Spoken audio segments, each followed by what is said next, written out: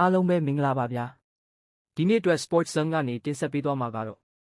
ဒီနေ့ညကစားမဲ့အင်္ဂလန်ချန်ပီယံရှစ်10ပွဲနဲ့စပိန်လာလီဂါ2ပွဲအားလုံးပေါင်း10ပွဲရဲ့ပွဲကြိုသုံးသက်ချက်တွေဖြစ်ပါတယ်ကဲပထမဆုံးပွဲစဉ်ကနေစလိုက်ရအောင်ပွဲစဉ်တစ်ကတော့ဘော်တန်နဲ့ Preston မှာပွဲချိန်ကညနေ6နာရီပါဒီပွဲမှာတော့ကျွန်တော်ကဘော်တန်ဘက်ကိုနည်းနည်းပိုကြိုက်ပါတယ်အိမ်ကွင်းမှာကစားရတာဖြစ်လို့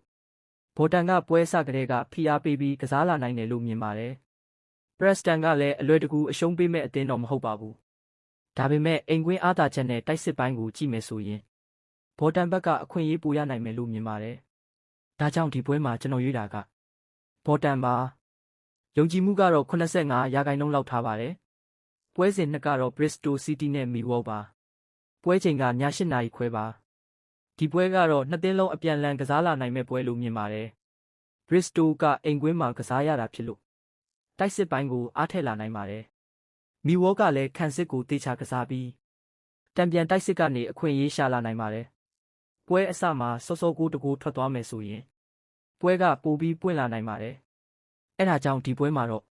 ဂိုးပေါင်းဘက်ကိုနည်းနည်းပိုကြိုက်ပါတယ်။ကျွန်တော်ရွေးတာက over ပါ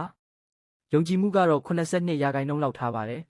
။ပွဲစဉ်3ကတော့ချာတန်နဲ့ဒါဘီပါ။ပွဲချိန်ကည8နာရီခွဲပါ။ဒီပွဲမှာတော့ချာတန်ရဲ့အိမ်ကွင်းအားသာချက်ကိုအရင်ကြည့်ချင်ပါတယ်။ဒါဘီကလည်းအတွေ့အကြုံရှိတဲ့အသင်းဖြစ်လို့ချာတန်အတွက်လွယ်ကူမဲ့ပွဲတော့မဟုတ်ပါဘူး။နှစ်သင်းလုံးပွဲအစပိုင်းမှာသတိထားပြီးကစားလာမယ်ဆိုရင်ပွဲကတော်တော်လေးတင်းလာနိုင်ပါတယ်။ဒါကြောင့်ဒီပွဲမှာတော့ဂိုးအများကြီးထက်ဂိုးနည်းတဲ့ဘက်ကိုပိုမြင်ပါတယ်။ကျွန်တော်ရွေးတာကဂိုးအောက်ပါယုံကြည်မှုကတော့84%လောက်ထားပါတယ်ပွဲစဉ်လေးကတော့ Middlesbrough နဲ့လင်ကွန်းပါပွဲချိန်ကည8နာရီခွဲပါဒီပွဲမှာတော့ Middlesbrough ဘက်ကိုပိုကြိုက်ပါတယ်အိမ်ကွင်းမှာကစားရတာဖြစ်လို့ Middlesbrough ကပွဲကိုထိန်းချုပ်ပြီးကစားလာနိုင်ပါတယ်လင်ကွန်းကလည်းခံစစ်ပိုင်းကိုတေချာကစားပြီးအခွင့်အရေးရရင်တံပြန်တိုက်စစ်နဲ့ပြန်လာနိုင်ပါတယ်ဒါပေမဲ့အသင်းအင်အားနဲ့အိမ်ကွင်းအားသာချက်ကိုကြည့်ရင် Middlesbrough ဘက်ကပိုတာတယ်လို့မြင်ပါတယ်ဒါကြောင့်ဒီပွဲမှာကျွန်တော်ရွေးတာကMiddlesbrough ပါယုံကြည်မှုကတော့86%လောက်ထားပါတယ်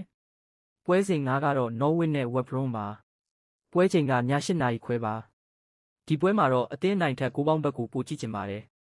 Norwich ကအိမ်ကွင်းမှာကစားရပေမဲ့ West Brom ကလည်းလွယ်လွယ်နဲ့ပွဲပြတ်မဲ့အသင်းမဟုတ်ပါဘူးနှစ်သင်းလုံးပွဲအစမှာအယမ်းမဖွင့်ပဲတတိထားကစားလာနိုင်ပါတယ်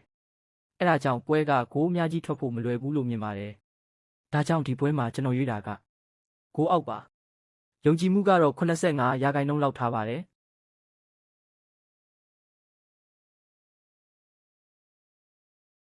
ပွဲစဉ်6ကတော့ Portsmouth နဲ့ QPR ပါပွဲချိန်ကည8နာရီခွဲပါဒီပွဲမှာတော့နှစ်သင်းလုံးဂိုးရနိုင်မဲ့ပွဲလို့မြင်ပါတယ် Portsmouth ကအိမ်ကွင်းမှာဆိုတော့တိုက်စစ်ကိုအားထည့်လာနိုင်ပါတယ် QPR ကလည်းအခွင့်အရေးရတဲ့အချိန်မှာပြန်ပြီးတိုက်စစ်ဆင်နိုင်တဲ့အသင်းပါအဲဒါကြောင့်တစ်ဖက်ထဲကပွဲကိုထိန်းထားမဲ့ပုံစံမျိုးမမြင်ဘူး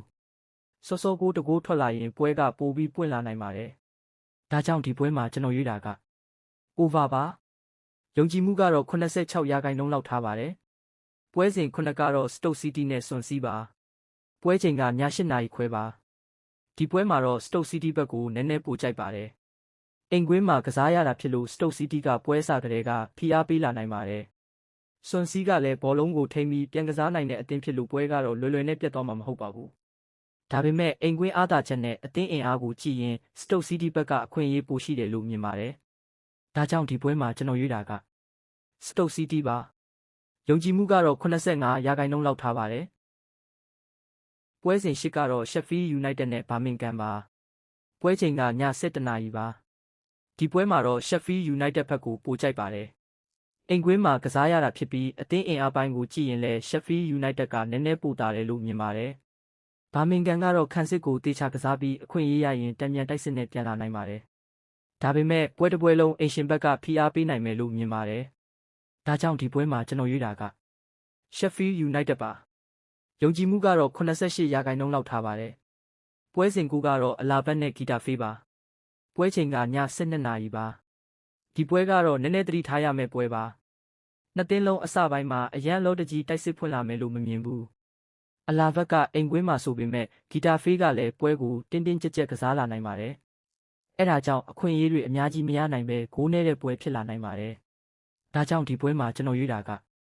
အန်ဒါပါယုံကြည်မှုကတော့86ရာခိုင်နှုန်းလောက်ထားပါတယ်ပွဲစဉ်10ကတော့စီဗီလာနဲ့ဘယ်လက်ကနိုပါပွဲချိန်ကည2နာရီပါဒီပွဲမှာတော့စီဗီလာဘက်ကိုပိုကြိုက်ပါတယ်အိမ်ကွင်းမှာကစားရတာဖြစ်လို့စီဗီလာကပွဲအစကတည်းကတိုက်စစ်ကိုအားထက်လာနိုင်ပါတယ်ယာယိုဘယ်လက်ကနိုကလည်းလွယ်လွယ်နဲ့အရှုံးပေးမဲ့အသင်းမဟုတ်ပါဘူးဒါပေမဲ့အိမ်ကွင်းအားသာချက်နဲ့အသင်းရည်သွေးကိုကြည့်ရင်စီဗီလာဘက်ကအခွင့်အရေးပိုရနိုင်မယ်လို့မြင်ပါတယ်ဒါကြောင့်ဒီပွဲမှာကျွန်တော်ရွေးတာကစီဗီလာပါယုံကြည်မှုကတော့89ရာခိုင်နှုန်းလောက်ထားပါတယ်ဒီနေ့အတွက်ကျွန်တော်သုံးထားတဲ့ပွဲစဉ်10ပွဲရဲ့သုံးသက်ချက်ကတော့ဒီလောက်ပါပဲဘောလုံးပွဲဆိုတာရာနှုန်းပြည့်တည်ကြတယ်ဆိုတာမရှိပါဘူးဒါကြောင့်ကိုယ်တိုင်လည်းနောက်ဆုံးလူစည်းရင်းနဲ့ပွဲအခြေအနေတွေကိုပြန်ကြည့်ပြီးမှဆုံးဖြတ်တာပိုကောင်းပါတယ် Sports Zone ကိုအားပေးကြတဲ့အတွက်ကျေးဇူးတင်ပါတယ်ဗျာနောက်ထပ်ဘောလုံးပွဲသုံးသက်ချက်တွေနဲ့ပြန်တွေ့ကြမယ်အားလုံးပဲကံကောင်းကြပါစေဗျာ